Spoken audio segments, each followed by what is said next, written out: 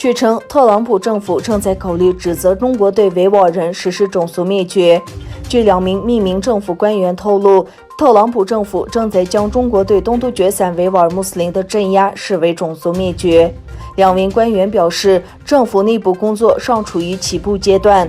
国务院、国土安全部和白宫国家安全委员会的工作人员正在评估局势。如果没有足够的共识来使用种族灭绝一词，则特朗普政府可能会指责中国领导人犯下其他暴行，例如危害人类罪或种族清洗。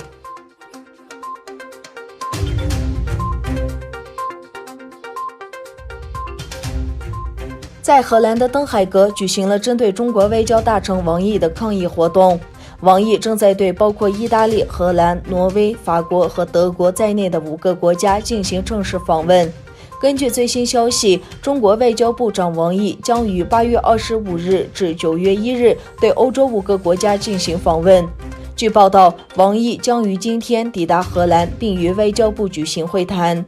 荷兰东突厥散非政府组织协会已在外交部前组织了一次示威活动。王毅与欧洲国家的对话将集中在维吾尔、香港和台湾问题上。专家认为，中国希望改善与这5个欧洲国家的关系，并鼓励他们独立于美国。维吾尔人呼吁荷兰和其他欧洲官员不要相信中国在维吾尔人权和其他问题上的谎言。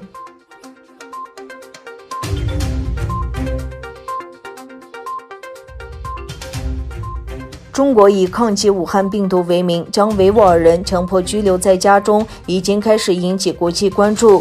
根据英国《卫报》的报道，基于在线帖子和视频，维吾尔族和东突厥散其他居民以与中国病毒做斗争的借口被强制拘留在家中，另外还以治疗为借口强行服用了未知药物。在线发布的视频显示，人们站在阳台上呐喊，试图发泄情绪。被囚禁了数周的人们终于开始在媒体上抗议。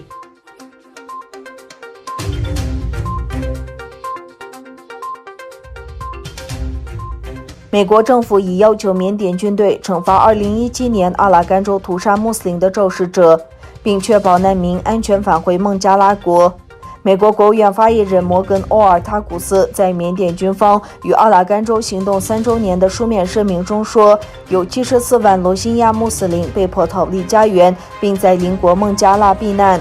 作为美国政府的欧尔塔古斯强调了对缅甸军队和佛教团体袭击中丧生、受伤或被迫逃离家园的平民的关注。